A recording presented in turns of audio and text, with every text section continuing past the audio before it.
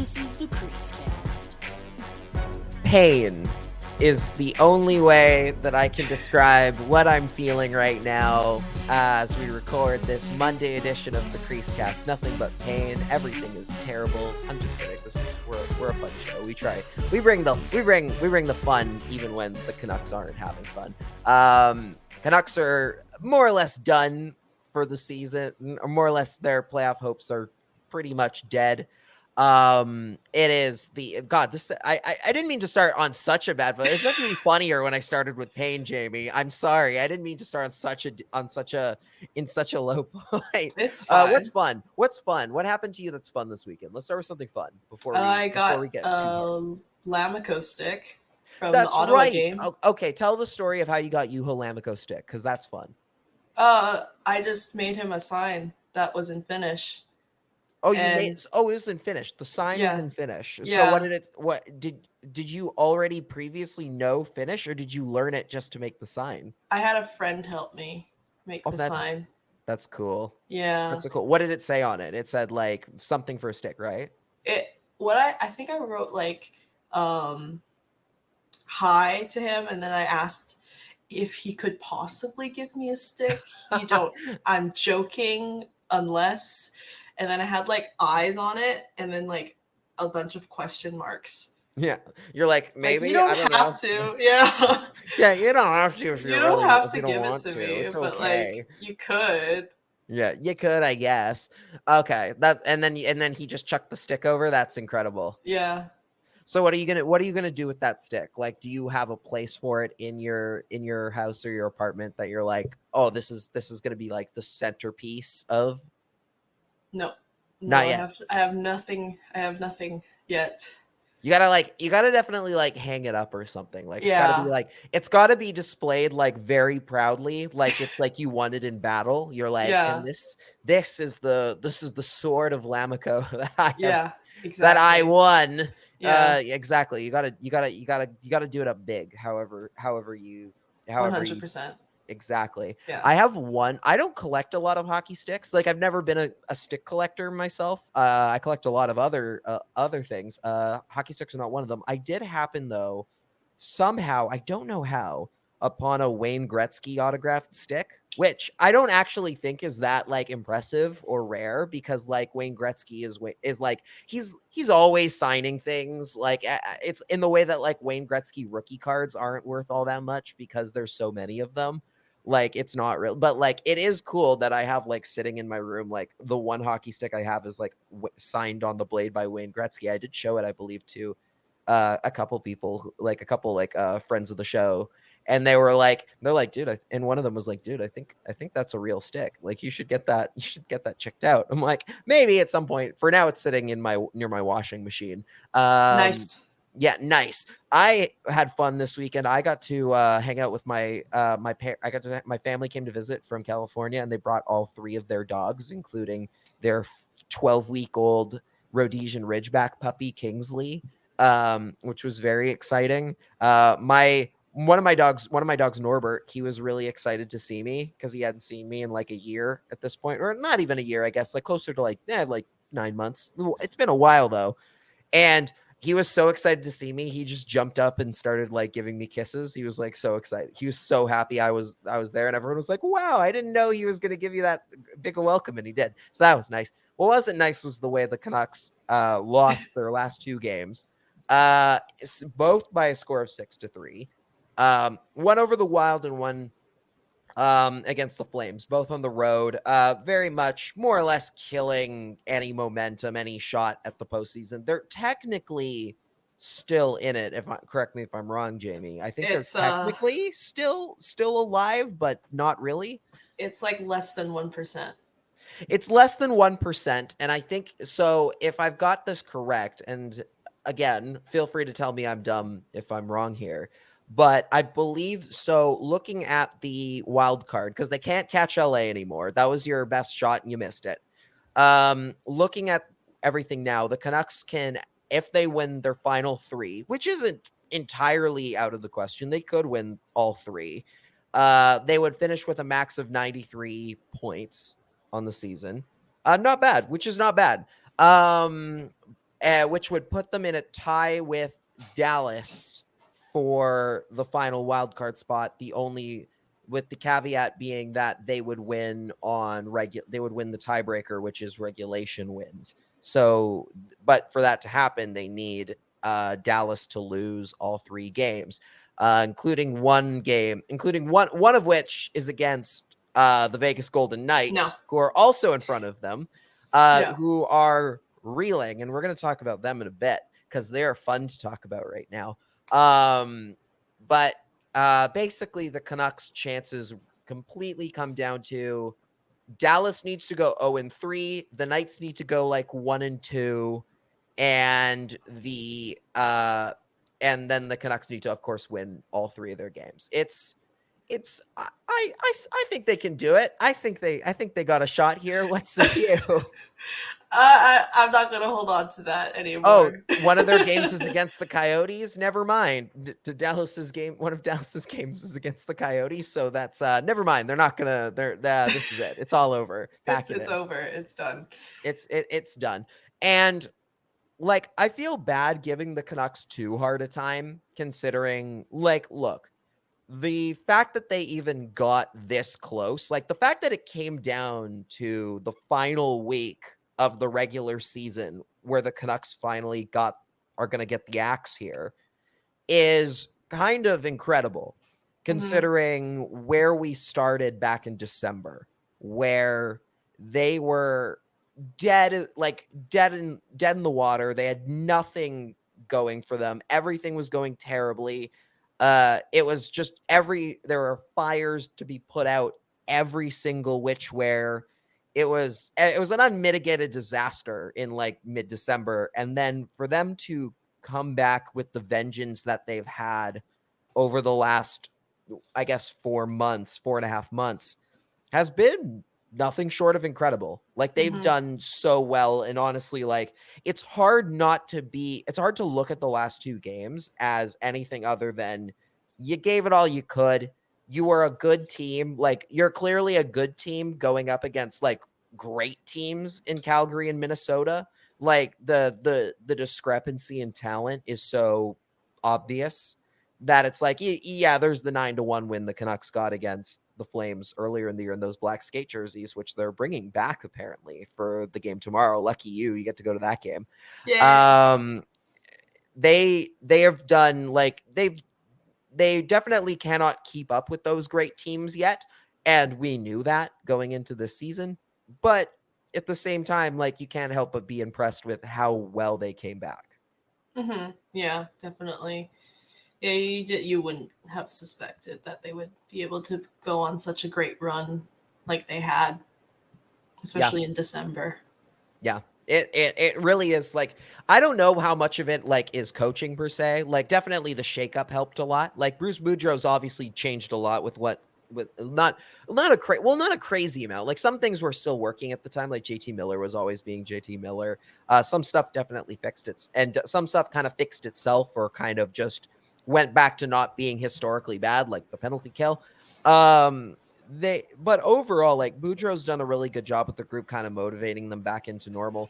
And at the end of the day, it just kind of makes you wonder, I don't want to give too much. I don't want to trash too much on Travis Green, because again, I think the fact that the Canucks are where they're at is more indicative of how management left them than how the coaching staff left them. And the sense of like hope and optimism in that locker room for where things were going.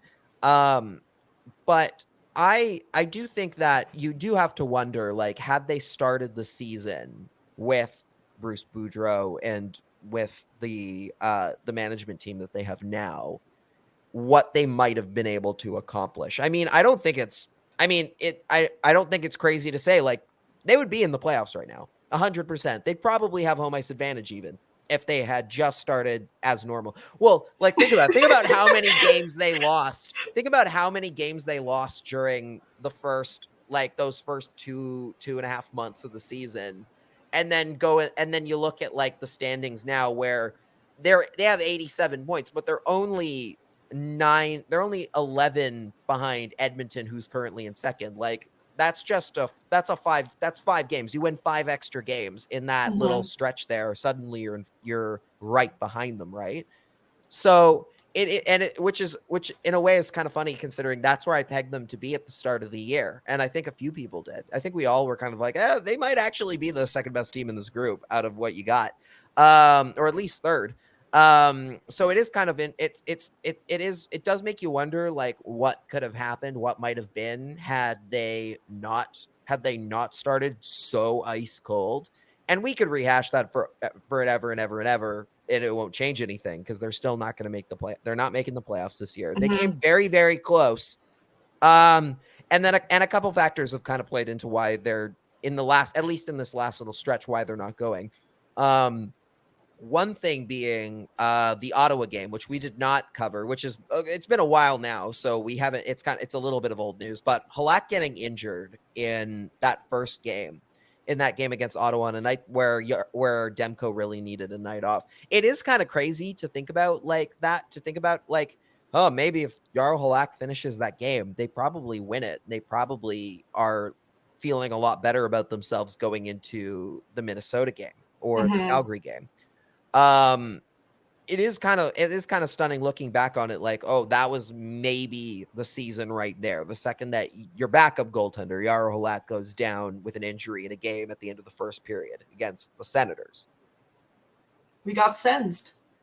We got Toffolied by Adam Gaudette, like in the shootout. Oh my God. When I saw him jump over the boards, because I was there, right? I was like, oh my God, of course it's Adam Gaudette. And of course he's going to score.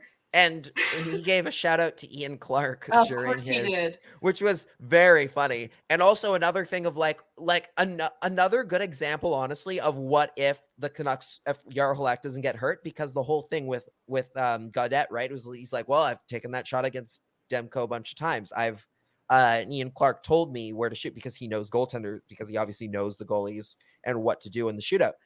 And of course, Adam Gaudette never took shots against Jarl Halak. So even if it gets to a shootout at that point, he doesn't have that advantage suddenly. I don't think he would get picked. He wouldn't have gotten picked. So it's a matter of, it's a great question of like, hey, maybe he had been healthy. Literally, it might have just come down to the fact that Demko needed a night off, didn't get it, came in cold and tired and already not feeling well because they had called up Spencer Martin earlier that day. Because there was a bug going around the Canucks locker room, which is, I believe, still went through them during the week. And that's also part of the reason why they're going to miss the playoffs here now. It's because Chason was out. It's because Chason was out. It's because Chason was out. It's because Bo Horvat's out. Like, Demko has clearly not been 100% and having to play games anyway, which...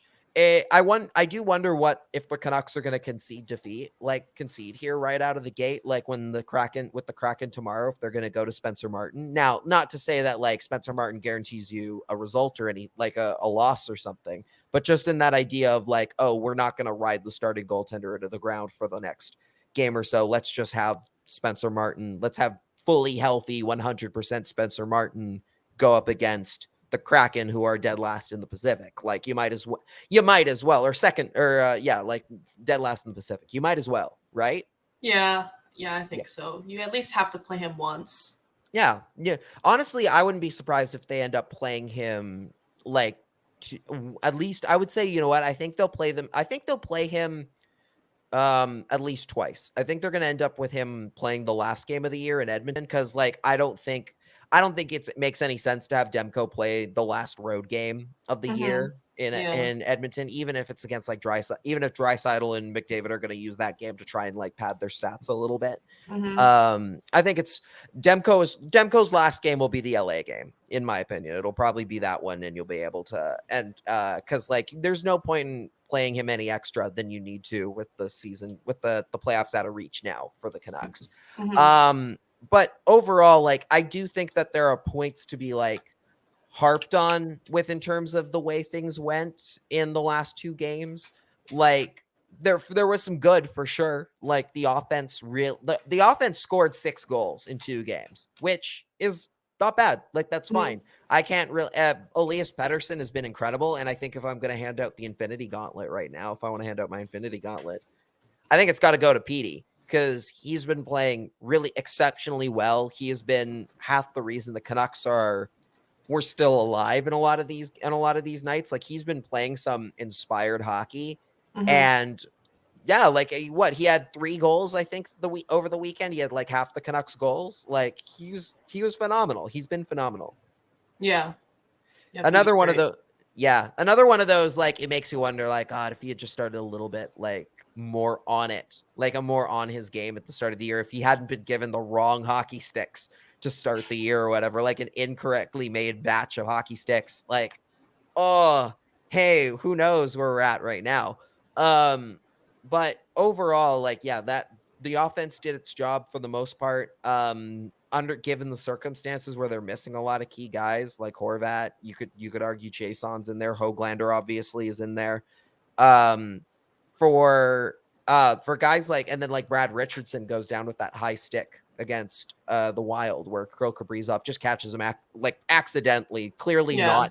does not realize that he's got his stick a little too high, and it just swipes Richardson hard, and you see the blood coming out. It's like, Jesus, like they can't catch a break, right? Like they can't catch a Yeah. break. And Richardson was doing really well for his return to the Canucks. It was really cool seeing him get points again, seeing Brad Richardson in the Canucks uniform. Wild fans, classy as always, booing the penalty call, despite a guy literally gushing blood as he's leaving. So, stay classy, Minnesota. Good Lord. But like, yeah, like that everything that could have gone wrong for the Canucks did over the last Mhm. couple weeks. And like I looked at like Demko and some of the goals he allowed, and I was like, oh, this is a tired goaltender. Like this is a guy who has put every last ounce of energy he's had into winning these games and winning games down the stretch for the Canucks.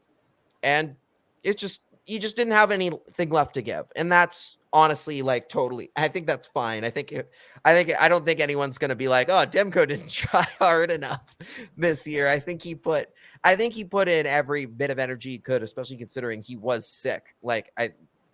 This week, like he did his best. He did his absolute best. Yeah. I look at that. I think that overall they did well. The defense, I would say, did not really hold up their end of the bargain. Specifically, the older vets, Myers and OEL were having a particularly rough go. Yeah, I don't know what's up with them. Something happened after the All-Star break. Something happened. Something happened to them. Maybe Yeah. magic pixie dust wore off for them and they couldn't get any more. Like, honestly, this is Yeah. more what I expected out of OEL and Tyler Myers going into the year. They were good for a while. They were really good for a while. They were And then surprisingly good. yeah, and then suddenly it just died. Yeah.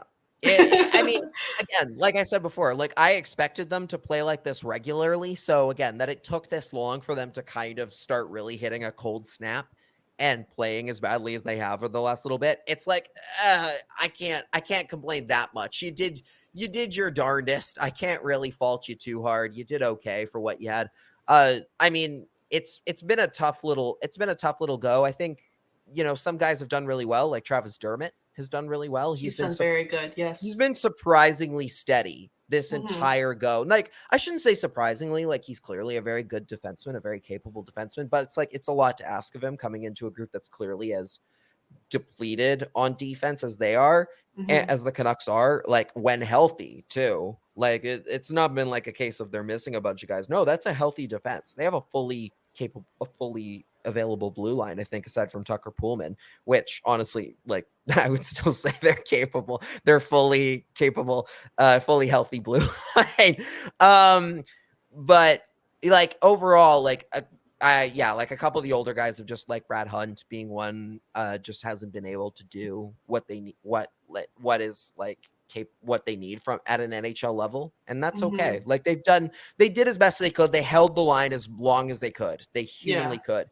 But it definitely caused some problems in the last couple games. Like there was the one goal where like Oliver Ekman-Larsson cannot get back to as the Flames have an odd man rush.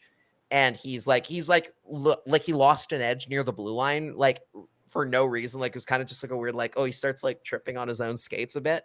And then with the 3-on, and then with like a 3-on-2, essentially, the Tyler Myers decides to attack the take the guy closest to Demko rather than the far end shot.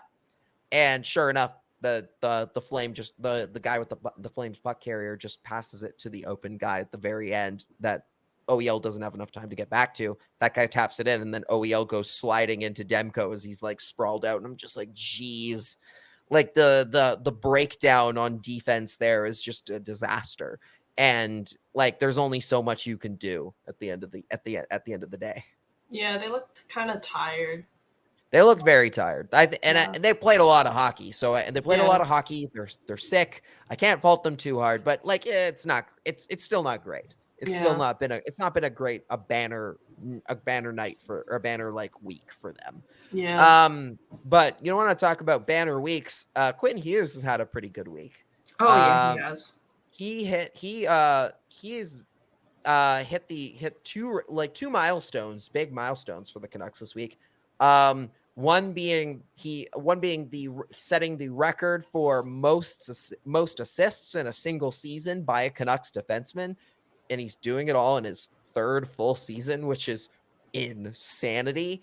And then he one-upped himself by tying the record set by Doug Lidster for most points period by a defenseman in a single season, which means he's one away from sole possession of that record, which is crazy. Like, again, like it's in a way, like, I don't want to, like, clearly Quinn Hughes is not an underrated defenseman by any metric. No. But but in some ways you're kind of like, oh, why isn't this guy getting a little bit more national attention? He's really good. You kind of wonder, especially with like the whole like Cale Makar doing as well as he has, you're kind of like, oh, maybe Quinn Hughes should get a little bit more attention. Bring this guy a little bit more, please. If you watch Cale play, it's completely different from how Quinn plays. Oh, completely different. Like it's insane how well Makar can play on both ends of the ice. Oh, for sure. And Hughes is getting there himself. It's just one of those things where like you watch sometimes like the national broadcasts, particularly, where it's like where you kind of feel like in the boardroom, they're like, okay, we have one spot for a young defenseman. Who's it gonna be? It's like everyone gets pushed aside for the one guy. And Quinn Hughes is one of those guys where I'm like, oh, he deserves a little bit more, like, especially like honestly, like in the States, he deserves a little bit more like attention for being like an American like born player defenseman doing as well as he has. Like you're just like, oh, this kid deserves like some recognition here. You want to talk about growing the game in the States? Like talk about this kid who was born in Orlando, Florida, who's like setting franchise records for Canadian teams. Like that's sick. Yeah, definitely. Yeah. Overall, like great week for Quinn Hughes. I think he's gonna break that record. Like, 100%. I mean, it's tough to say because 3 games is such like in a way, 3 games is a lot of time, but in a way, it's also not that much, and anything can go wrong. Knock on wood in that amount of time. So I'm just praying to God that he stays healthy and gets his one last assist. Then it's like, okay, we're done here. Good job. You've done your best. Let's put Jack Rathbone in for a few games to end the year just to give you some rest. Like, we'll see how things go. We'll progress from here. Overall, I mean, yeah, again, the Canucks their odds are slim. I'm probably going to have to eat some really spicy chicken on next Monday's show. Oh God. A little bit of an insight into the behind the scenes here. Yesterday I was like, oh God, like I sent the messages to Cody. I'm like, okay, buddy, here's where you go to get hot sauce. Pick whatever you like. God, just don't pick the spiciest thing. Like, I was just like, God, I know I'm going to have to eat that. I'm going to have to do this. So whatever, like I better just make sure we get the good stuff and we make sure we do it big. Yep. How are you going to be able to watch me do this? Are you just going to be like, oh God, this guy's going to kill himself on Monday? I'd probably just be laughing. You'll be too busy laughing at my pain. I think we'll end up doing that show in person if we can, but we'll see. That would be great. That would be Because great. at the very least, it's like, oh God, we're gonna have to eat chicken somewhere. We're gonna have to get some good chicken somewhere, either Popeyes or like there's some good places downtown. We'll see. We'll see how much pain Cody wants to put me in for this over this. I'm sure he'll be at least somewhat like I hope he'll be somewhat merciful. Just We'll on see. the we'll see. We'll see. He might just be like, all right, we're gonna give you this absolute this thing that's gonna wreck you for the rest of the week. Enjoy. Like, but I just asked him, like, don't do the spiciest. We gotta leave room. We gotta leave room to build off of in case we want to do this again. So I asked him just to be kind in that regard, which means he's still gonna pick like the spiciest thing he possibly can without going to the max, and I'm going to kill him later. I'll film it all. And you will film it all and just kill yourself laughing at me. Yep.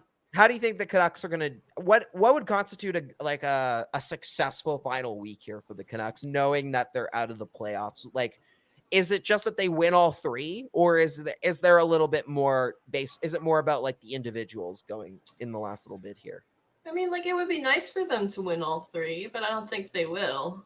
You know, I don't think they will either. But like, I which is why I was kind of leaning towards like, okay, like the best thing the Canucks can do here is finish with like get some guys like to their records, like obviously like Hughes being one of them. Like, okay, just feed Quinn Hughes the puck as many times as you can to have him break that record. I'm even looking at things like, oh, how close can you get Brock Besser to 25 goals? He needs 4 in the final 3, which is not impossible, but it's also very, very difficult. That's difficult, yeah. How far up the rookie scoring totals can you put goals into before the season is over? Like, that's the kind of things that I'm kind of looking at here. And can you finish strong with your goal? Can you give your goaltenders a strong finish here? Like, Demko's at a 915, which is incredible. Like, consider all things considered, he's had such a great season.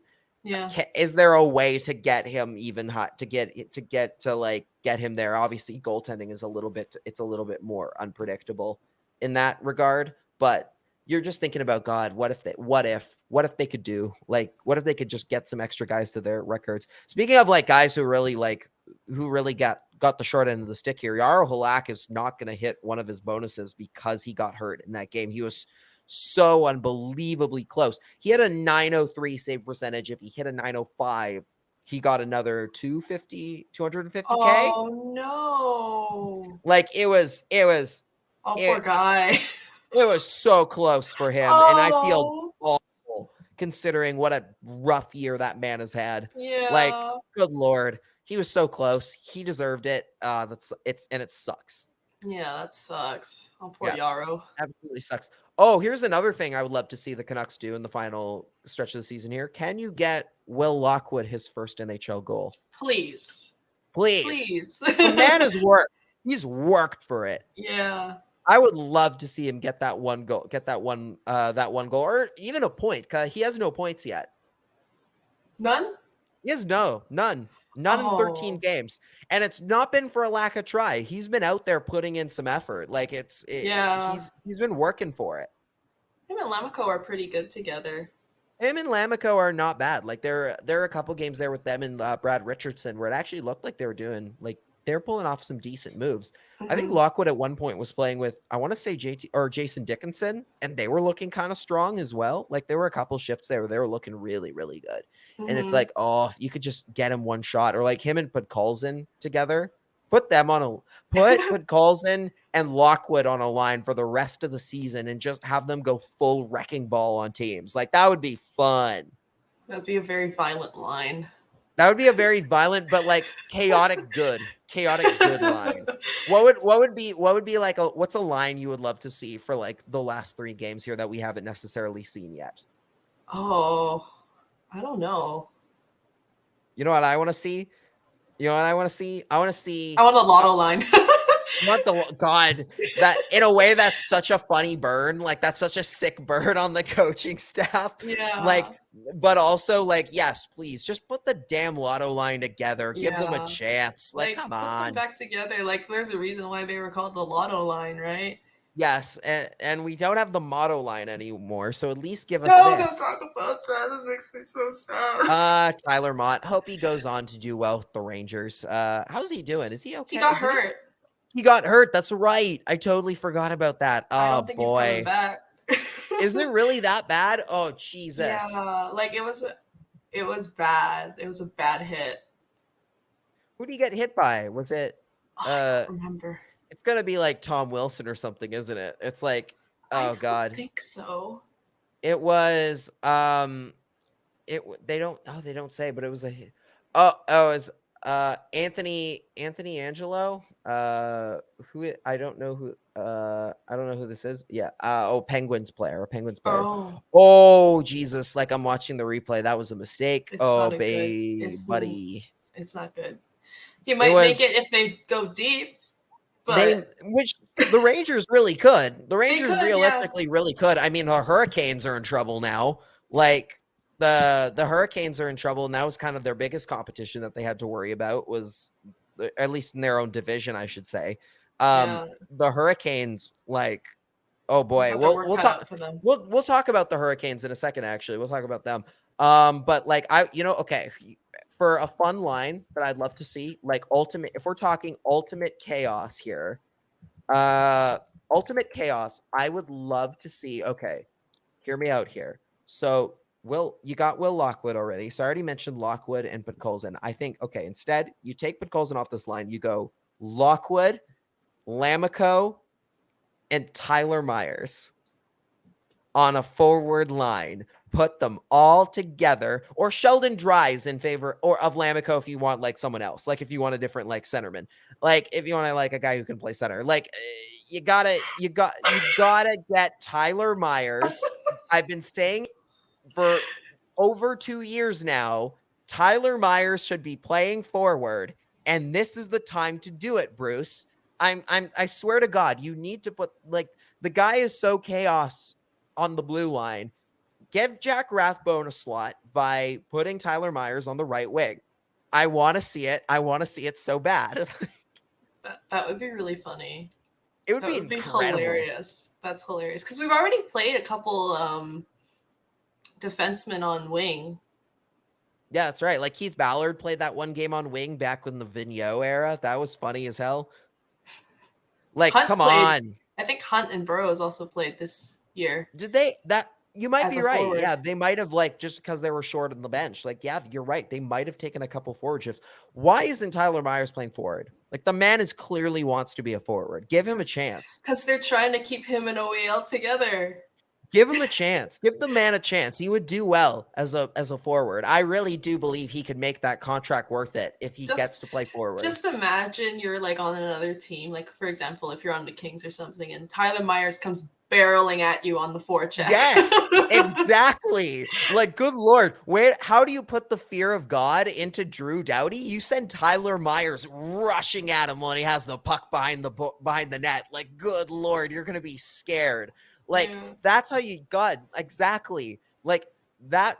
Like him just going full speed, which you know he's going to, because he doesn't. For a tall guy, he doesn't have any self-preservation skills. Like, he's just gonna go barreling at you. You gotta give it a look. I've been saying this for years. I think Anna Forsyth has also been saying this for a bunch on like the C4 podcast. You have to put him at forward. He would do so well. He would do incredible. He would do incredible things. He would win the Art Ross if you put him. He would be a first line center, a first line winger. He would win the Rocket Richard. He would do it all. Like, the man would be a Hall of Famer if you put him in the right wing. Yes, you are. He correct. would break the Gretzky record somehow. Like, yeah, it's like, you got to do it. You got to try it. Why not? Right? Why not? Why not? There's no time. There's no better time than the present. They're already out of the playoffs. Yeah. Come on. Come on, Bruce. They should have done it last season. Like, honestly, like, oh God, you were eliminated so early on. Just like put him there.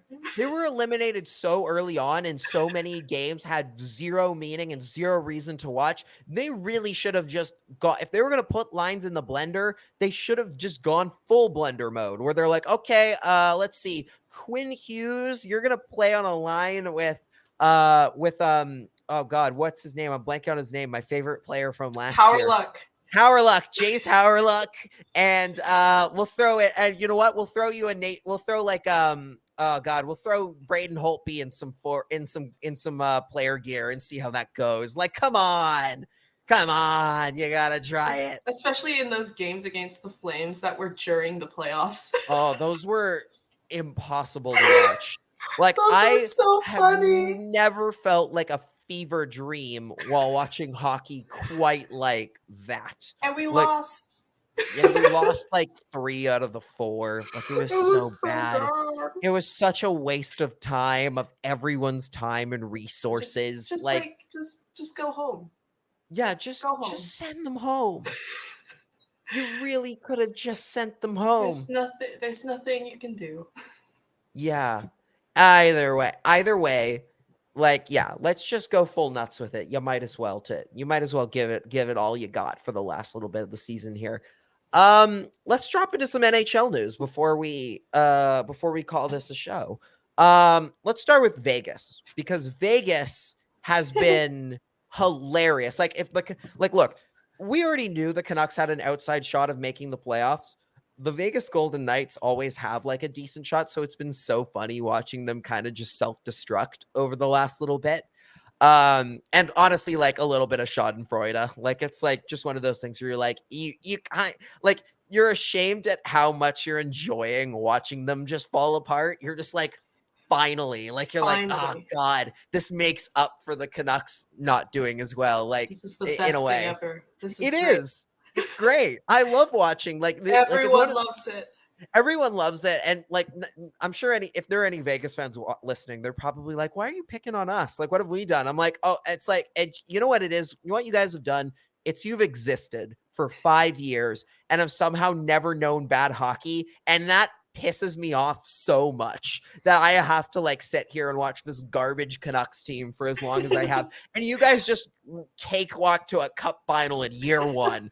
Like, you guys wouldn't know pain if it hit you over the head. No. Yeah, I know you blew a 3-0 game against the Sharks or whatever.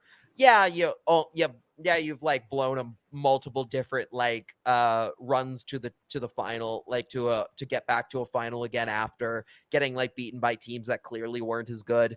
You still don't know pain. You still don't, because you've never missed the playoffs. You've never been fully, utterly, truly bad. And that's why you deserve this. They're not even utterly, truly bad. They're not. No, they're like, not. They're totally really good. Close to making it. They're fully on the cusp. And the only reason they're not going to make it for a lot is, in a way, their own fault. Like, it's totally their own fault. Like, it's their own making. You could have seen it. You could see it. You could see it coming a mile away, because it was like one of those things where it's like, as soon as the Jack Eichel deal happened, right? Like, it definitely made them better. Like, the Eichel deal for like, well, it's not looking so good right now. No. I feel a little bad for Jack Eichel in this scenario where he's like, finally, I've left Buffalo. I'm going to go to a team that has perennially made the playoffs every single year. I'm finally going to get my shot at the postseason.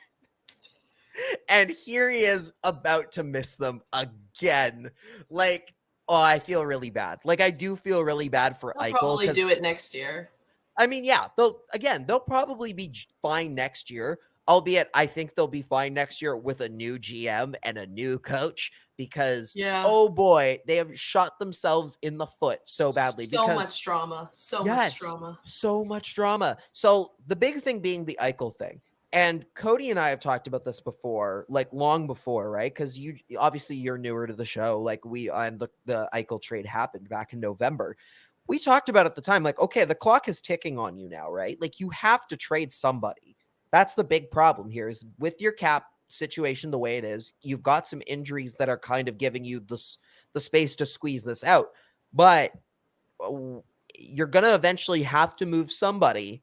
Otherwise, you're not going to have any cap space. Like, you're going to be stuck, and you're not going to be able to bring back guys once they come off LTIR. Sure enough, they tried to have their cake and eat it too by trading Evgeny Dodonov without knowing that he had a no trade clause on his contract, despite literally everyone else knowing. How do you not know that one of your players has that? Because they're not good at their jobs. That's why. Like, they really did not, like, again, it's one of those things where it's like, in a way, like, you're like, oh, I'm sure paperwork sometimes gets lost, whatever. How can you expect to know every single contract? Exactly. It's on Cap Friendly. How the hell did no one in their department in the 2 years that they've had him, or like the year and a half that they've had him, go, huh, that's weird. There's a no trade clause on his Cap Friendly page. Someone should look at that. Like, how did they never put 2 and 2 together? Like, it's insane to me that they never saw this coming.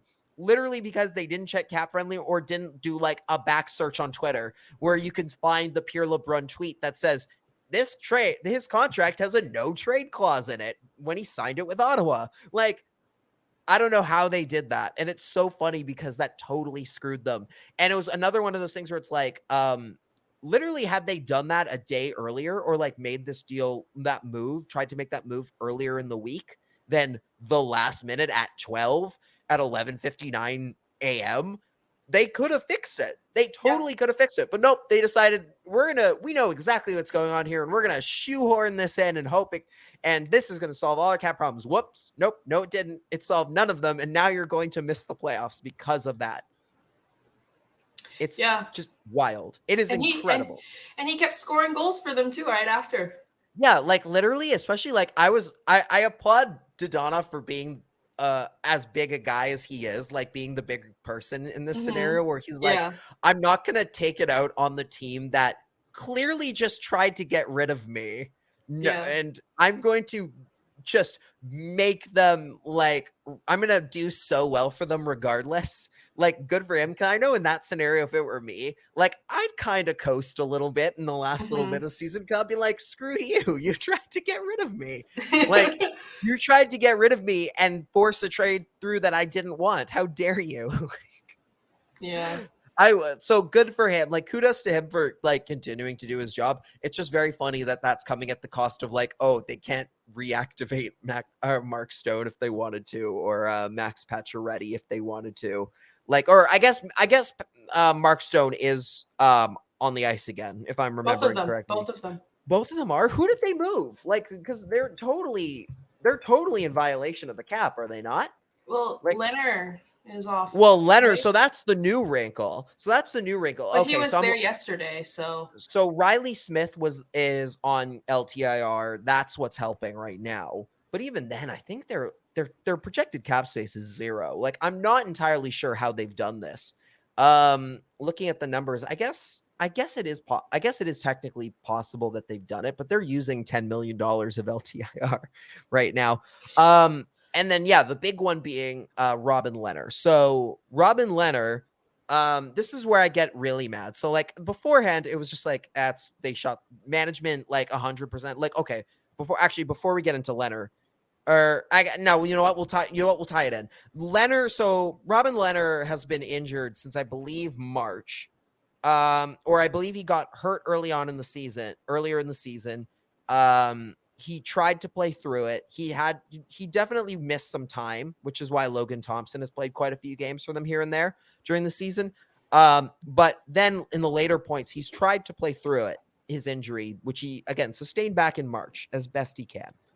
Fast forward to last week when he has a bad game, I believe I want to say the Predators. I could be wrong here. I think I might be wrong here, but nonetheless, Leonard had a bad game, had a bad night out, and Pete DeBoer, in his infinite wisdom, decided, I'm going to sewer this guy who is currently injured, who has been playing hurt for us this whole time. I'm going to publicly sewer him for playing badly. And that immediately, like, not even knowing the injury stuff, like the full extent of the injury stuff, it was the Devils game. It was the game against the Devils, where he only allowed 3 goals. It's not like he was completely atrocious. Like, Pete DeBoer literally goes and is like, throws him fully under the bus for that game. And then fast forward to the Capitals game, last week, Leonard gets the start again, lets in 1 goal in the first period, then DeBoer hooks him and starts Logan Thompson in the second period after 1 goal on 12 shots. And sure enough, this weekend, the news starts breaking. I think it was Emily Kaplan of ESPN who had it first, where she said that Leonard's going to opt for season-ending surgery. And then the Knights were like, I've never heard of this. And like Pete DeBoer was like, first I've heard of it. Like, again, clearly showing that the coach had no clue that this was going to happen. And like, I think he even called it like not real. Like he said, there was no truth to it. And it was like, and then sure enough, today, it came out that yes, he is doing it. The Knights management knew about it and asked him to sit the one last game for cap reasons on the bench against the Sharks.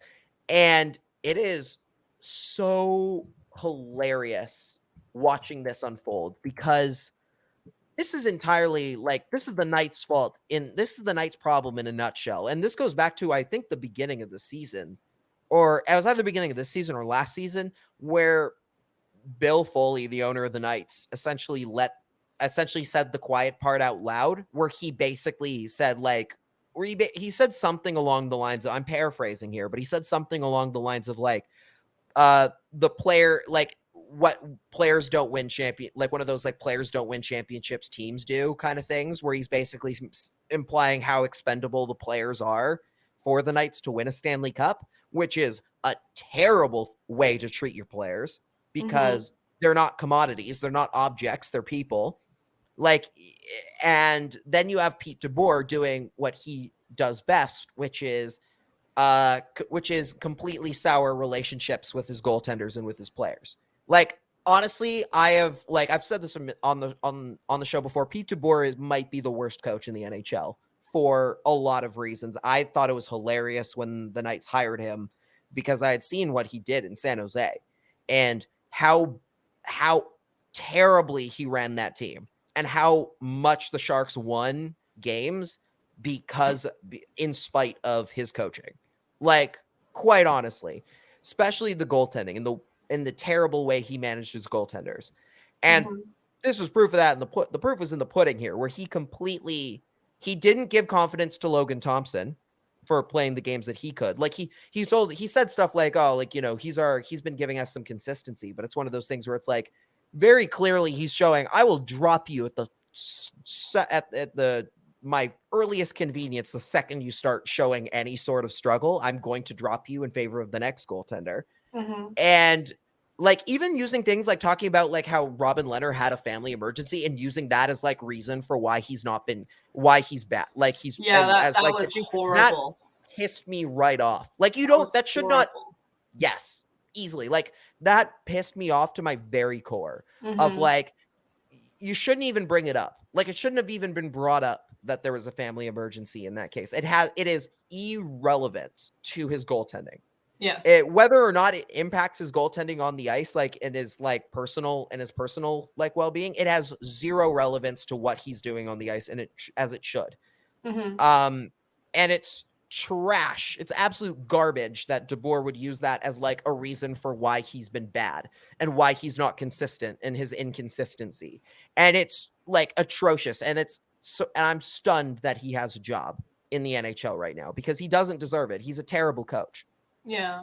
Because I remember in the bubble with like the whole like with the drama with Fleury and like all that, it was like favoring Lehner over Flower or something. And then like Lehner was so happy to be a Golden Knight because of like, he felt like he belonged somewhere now, because he moved around a lot when he was playing, I guess, a backup role. He was playing a backup role. Well, he was playing in Chicago, I think behind Corey Crawford in his last season, but it was kind of like a split duty thing. But like, either way, he was getting an opportunity with like a winning organization at the time. Yeah. And he felt like he finally had a home where he could stay. And now it doesn't seem like he really likes it anymore, which I feel really bad about. Yeah.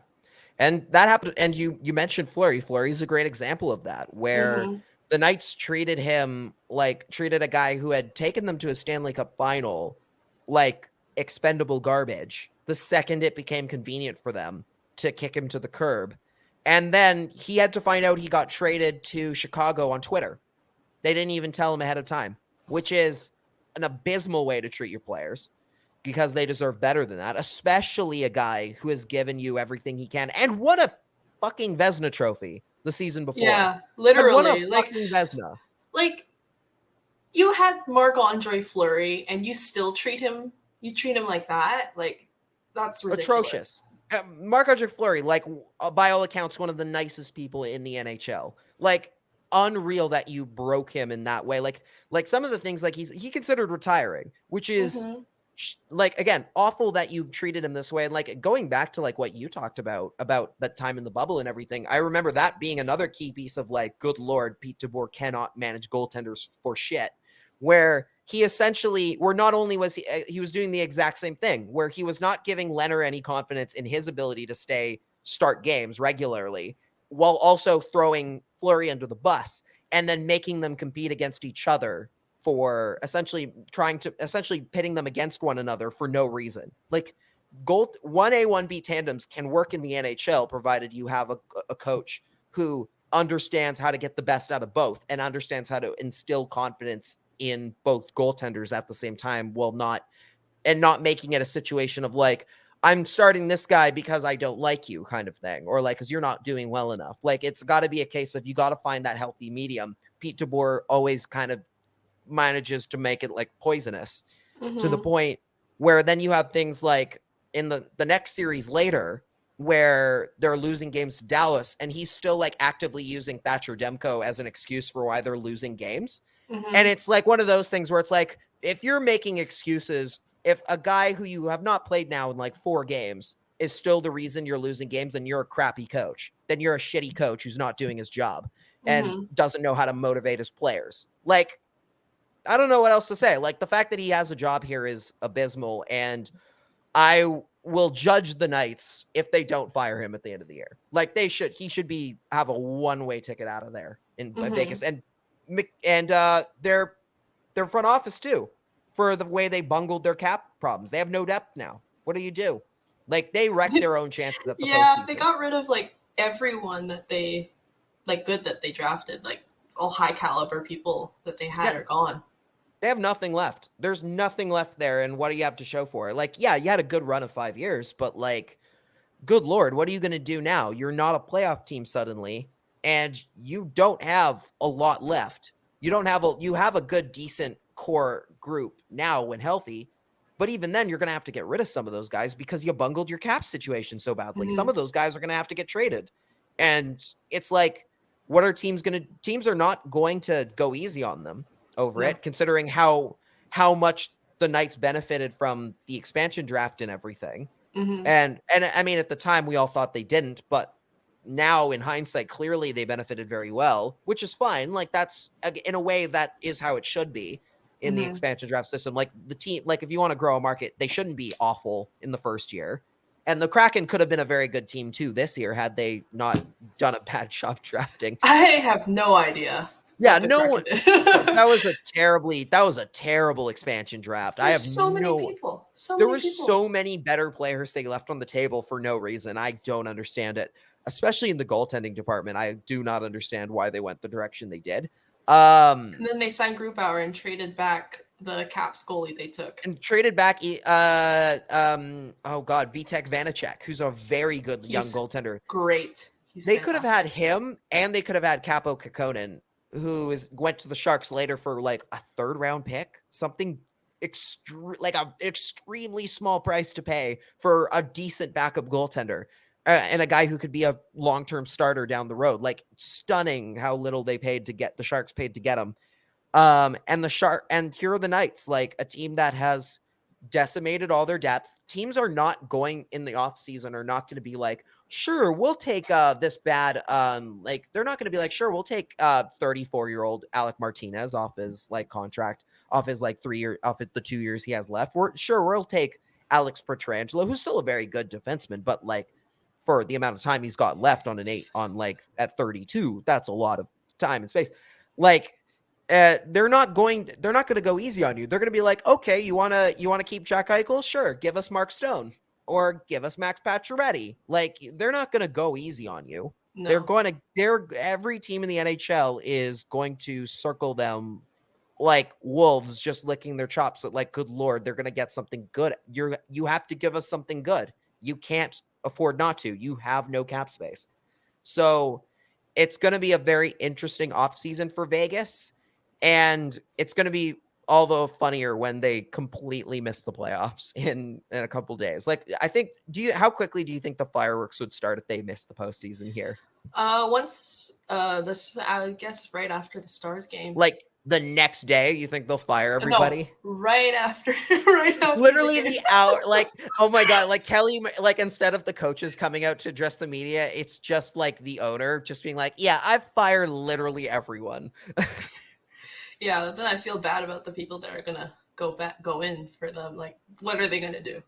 Yeah, what can they do? I mean, the Canucks are a good example of like, hey, what do you do if your cap space is in a bad spot? But like, hey, the Canucks at least have youth on their side. They at least have draft picks on their side. They've got Jim Benning left a mess. He's not going to leave the same kind of mess that the Golden Knights are going to be in. The next GM of the Golden Knights is going to be in when he gets to the team. The coach will have still a decent time, but but the GM is going to be like, God, what do I do? Like, they're going to be like, why did you do this to me? I mean, you have no choice but to go for it again, to keep going for it, because only way where to go is keep digging, because they've got no assets in the youthful assets left. Like, I mean, I guess Nolan Patrick technically, but that guy's been dealing with injury issues galore. Many issues. He has so many I really feel bad for Nolan Patrick. Like, he was a guy that, like, God, like it's been a rough go for him. I would love nothing more than to see that guy have some success. I want him to play a full season. Jeez, and that sucks that's like the bar at this point for him. It's so sad for him. I feel really bad. It really is. Injuries have like take a toll on teams for sure, and like players for sure. And like one team that's also had some serious issues with injuries lately, the Carolina Hurricanes are currently missing both of their goaltenders. And look, I don't mean to do the I told you so, but good Lord, like I said at the beginning of the year when Cody and I were doing our predictions for the season and like our ranking the free agent classes and everything, and like going through all the signings teams had made, I went in thinking, like I said about the Hurricanes, I was like, Freddie Anderson and Antti Raanta are both exceptionally good goaltenders when they're healthy. The problem is they're usually due for an injury once a year. And considering the Canes had just come off an era with Peter Mrazek, and as well as I'm blanking, James Reimer, I think was the backup for quite a while in Carolina. Like, both goaltenders who are also more or less due for an injury every year, and that had specifically Mrazek getting hurt regularly, completely like tanked a couple different chances at a deep Stanley Cup run for them. I was looking at Carolina like, it's great that you got some good goaltending for sure, but I don't know if replacing them with two also injury-prone guys is a really smart decision. And sure enough, here are the Hurricanes in the last week of the season without both of them. And God, I don't know how well that's going to go. I don't know how that's going to go for him. I think Freddie's supposed to come back soon. I'm not sure. Freddie is supposed to come back soon, but it's still a huge risk that they are now entering the last week of the season without a starting goaltender. I think they have Kochikov is their current starting goaltender. Yep. But like, geez, I don't know if that's going to help you much when you're coming up against, say, a team like, I don't know, the Rangers, who have Igor Shesterkin, if you have to play him in the first round, or even like, I guess right now, let's say the Canes win their division, which I don't think they're on pace to do anymore because of the injuries. I think the Rangers are going to pass them here. No, they're still first. They're still first. So they're still first. They can clinch the division with one more win, I believe. Yeah, I think so.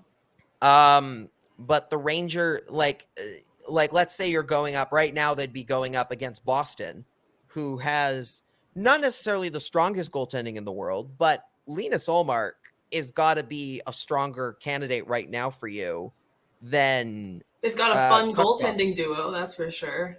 They've got a fun goaltending duo. I love their goaltenders. Swayman and Ullmark. I They've been love fun. them. They're amazing. I never liked the Bruins, but I Yeah. always like their goalies. Their goalies are they're always interesting, are always a fun bunch. They got that great personality, both Yes. of them. Always. They again, you want to talk about good 1A, 1B, like a good how to make a good relationship between your two goaltenders.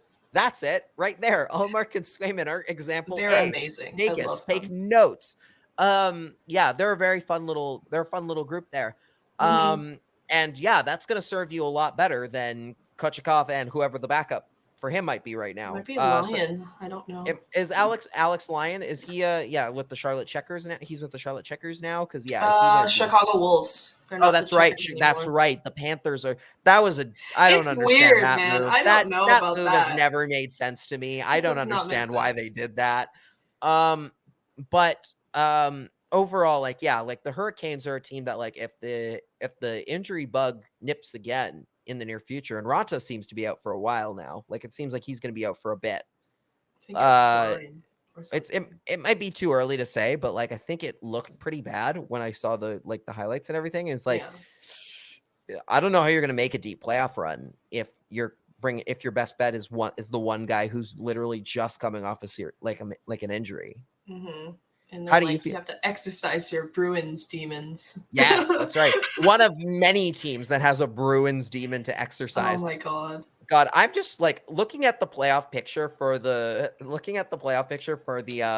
East is fascinating, and that kind of brings us very nicely into the fact of there was the record set this year where every team in the all 8 of the Eastern Conference playoff teams are finishing with 100 points. The Caps just got their 100 points, which is nuts.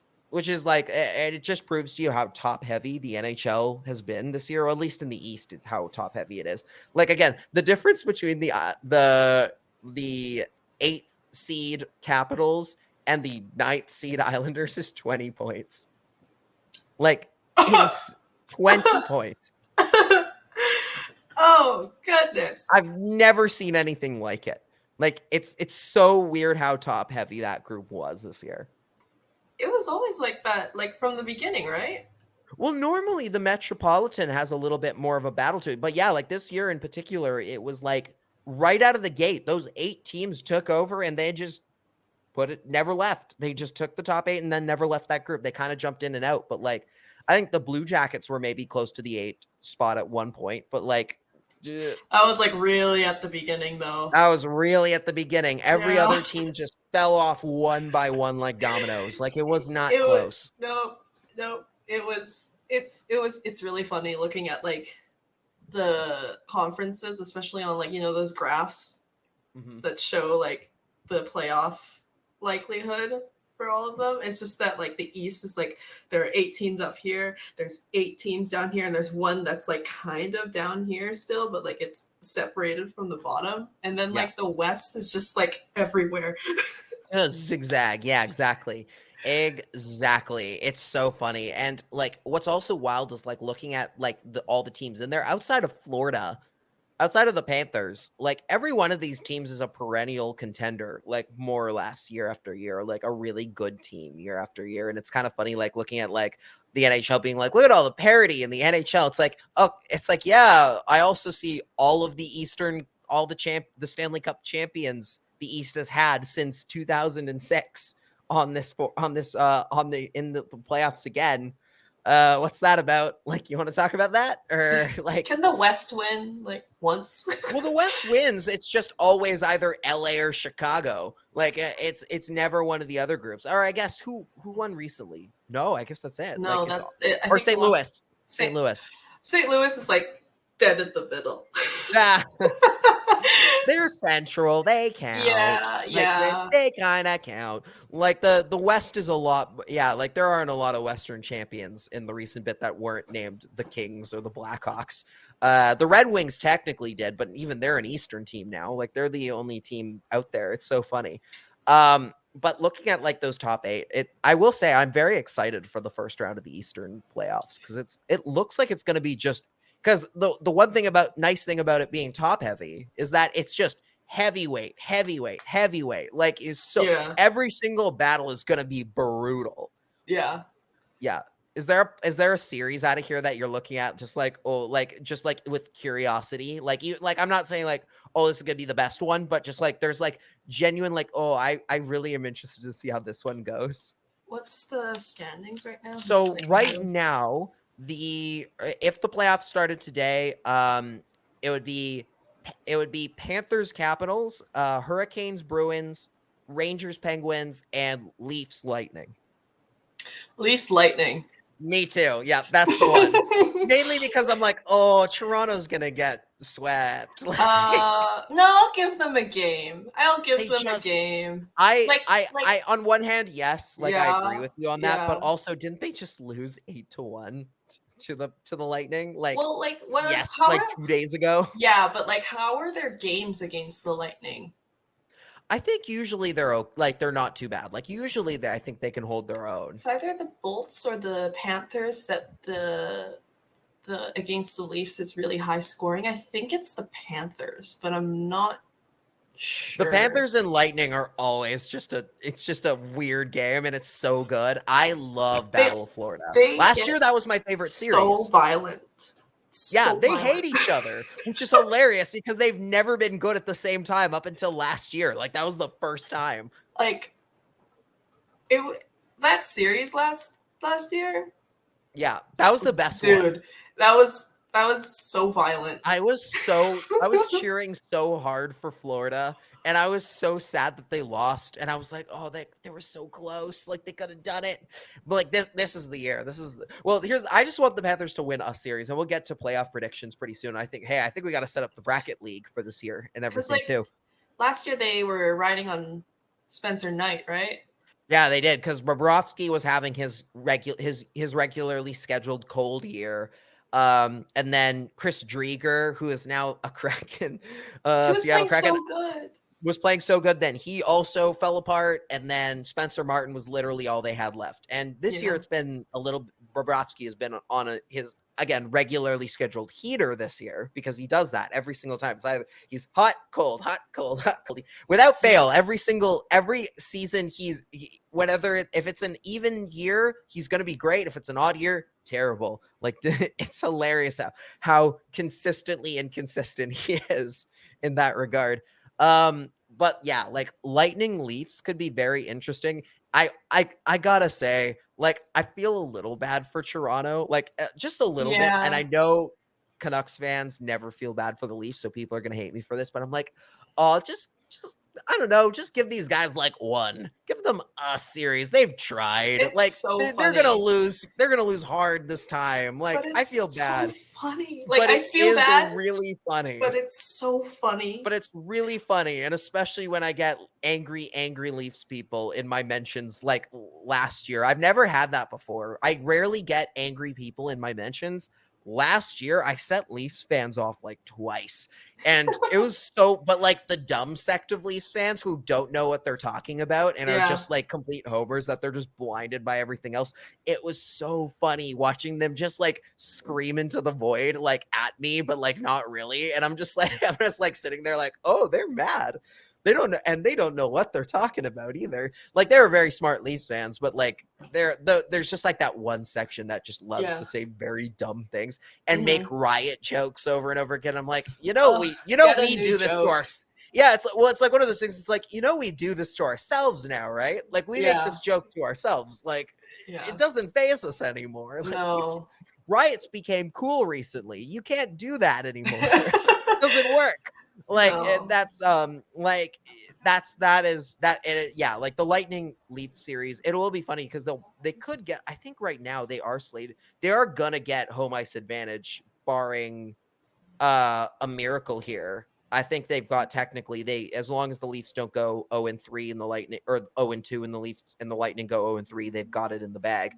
But like that's gonna be the most interesting series, like out of the bunch, like to see if like if the Leafs did do it, like if the Leafs' way of finally bypassing round one was beating the defending champs, like well earned if they do it. That'd be very impressive, but then we would never hear the But end then of it. that's true. They would be like celebrating on Yonge Street in Toronto, like preparing the parade route after the one first round series before they get absolutely dismantled by the Panthers. Like We've done that twice, though. we've done that twice, but we had a good reason. We've done Yeah. that. We had good excuses to plan a parade route. Like we've actually made Stanley Cup finals. When have the Leafs made a Stanley Cup final? Oh, 50 years? Whoops. Yeah. Win But we a would conference never hear the end final, of why it. don't you? We would Yeah. never hear the end of it if the Get Leafs. on our level, Toronto. Win a conference final for once in your life. Like, get over it. Oh my gosh. That's the thing. There's no like it's so funny. Like I don't want to spend too much time making fun of Toronto because that'll just feed into their whole like, oh, you only think about us, like kind of thing. But it's it's so funny, like thinking about like how the Canucks, as bad as they've been over the last few years, have still won more playoff series in like the last 3 seasons than the Leafs have since 2004. Like, yeah, it's so funny. It's so funny and sad. I feel bad to see Steve Dangle. I feel bad for Steve Dangle and Steve Dangle only. Like, he is the one person that I'm like, I feel bad for you having to go through this. The rest of these guys, nah. But you deserve a win. You deserve a win here. He deserves something. Like, he deserves to get to celebrate a series victory at some point in his life. The man's got a kid now. Like, he's got a kid now. Like, he when he started making those videos, he was unmarried, like had no, like was in college. Now he's like in his 30s with a kid, with a wife and kids and a house and dogs. And he's still hasn't been able to be like, hey, the Leafs won a playoff round. Please give it to him. Him exclusively. Yeah. Just give him this. Come on. Yeah. Ryan Getzlaf played his so he played his last game as a Duck? Yep. Officially? Yeah. Are the Ducks season, but the Ducks season isn't done though. No, they have 2 more games. Oh, but he's not going to play them. No, because they're away. He wanted his final game to be at home. That's a very nice way to do it. That's a very smart way to do it. And no, like, and you know, like thinking back to like when the Sedins did it, knowing them, they'd never in their minds, they would never want to go out their way because they'd want to go win, like out fighting, like with a win in the last game of the year. But in a way, I kind of wish they had done it that way, where it's like, okay, that was the final, like the game against the Coyotes, that iconic game, that iconic OT goal was their last one. That storybook game. Yes. Like I kind of wish the next one. and then they lost the next one, but like even then it was still like I did want to see the Sedins again one more time. Like give it, like please. How do you feel about Getzlaf retiring? How's that officially hitting you so far? I'm very sad. Very sad? I'm very sad, yeah. It was a very sad. He had one last assist, and it was a behind the back no look pass. Oh, that's right. Yeah, it was such a Getzlaf thing. I think it was. Was it Zegras? No. Oh, it was Adam Henrique, I think. Yeah, maybe. Yeah, it was Adam Henrique. The new he's the new leader of the Ducks, right? I guess. You're like, I don't know. Like, I mean, I guess if we want to get really like realistically, it's Trevor Zegras, but like he's not old enough to do anything. He's not old enough, but he's so clearly the best player they have. Like, it's like he kind of is though. Just like because you're the best player doesn't mean you're like the leader. Like Pettersson was like the face, became the face of the Canucks the second the Sedins retired, right? Like it wasn't like, even though Bo Horvat's the captain now, the face of the franchise is still Petey. Like I think that's kind of how it goes here, where it's like it's going to Getzlaf, now it's Zegras. Like it's definitely Zegras. Or John Gibson, I guess, if you want to get really into the weeds on it, like John Gibson. Oh, John Gibson. I love John Gibson. Well, I like him. He's a very good goaltender. He deserves a better fate than he's with on Anaheim. Yeah, they lost 6-3, I think. They lost 6-3 in the Yeah. final game. Was that against like the Kings or something, or like the? Oh no, it was against St. Louis. Oh, interesting. They That's had an like 12 interesting last shots. opponent. Yeah, 12 shot. They had like 12 Jeez. shots, and Oh, like, and it's gonna be a while for the Ducks. They're gonna be waiting a while to get good and again. I think the Blues had like 35 shots or something. Yikes. Yeah. Yikes. Yeah, Anaheim's got a ways to go. They Mhm. got a ways to go before they're competitive again. Yeah. Yeah. Last thing, before we get out of here, not to end on too somber a note here, but Guy Lafleur passed away over the weekend due from lung cancer. It's been a very bad little stretch here for like hockey legends passing away. Obviously Mike Bossy a couple weeks ago. Now Guy Lafleur. And Guy Lafleur meant a lot to Quebec and was like one of the nicest people in the games. Like he was a Montreal Canadiens legend. I believe the Canadiens played their game yesterday with no ads on the boards, just only like Guy Lafleur like memorial kind of style thing on the where they just were keeping it to that. It sucks whenever you lose a legend, especially like in that fashion. And I think my heart goes out to the Lafleur family and all any player, any person who has like touched or memory or like has an important memory with Guy Lafleur, because like growing up in the 70s, right? Like a lot of any kid growing up in the 70s has like a key memory of Guy Lafleur and like how good he was. Like it's a tough time. It's a tough way to see one of your favorite players pass away. Yeah. So our condolences go out to the Lafleur family and the entire Canadiens organization and all hockey and any Guy Lafleur fans out there. And I think with that, we're gonna call this a show. Thank you guys so much for listening. Jamie, where can the people find you on social media? They can find me on Twitter at _Jamie K. Lowe, and you can see what I'm eating on Instagram at Jamie K. Lowe Eats. That's right. We got to do some foodie blog stuff down the line here. Maybe we should do that for the Patreon, which you can subscribe to for $1 and $5 tiers. You get bonus content at the $5 tier. As well as like info on what we're up to and access to our CreaseCast Discord channel, like fun stuff. You can find me on Twitter, Instagram, and Facebook at Lach and the Crease. You can also find my writing work over at CanucksArmy.com. I write there pretty frequently. I haven't been wrote anything in a while because I've been busy with school stuff, but now that school's over for me, I get to go back to writing some stuff, which is going to be fun. Even if the season's kind of ending this week, I'm sure there'll be stuff to talk about in the off season. And Cody's obviously not here today, but if he were here, he'd tell you to go check out ahlnucksharvest.com for all your Abbotsford Canucks coverage, especially with the playoffs right around the corner for them. And find him on Twitter at Cody Sievertson.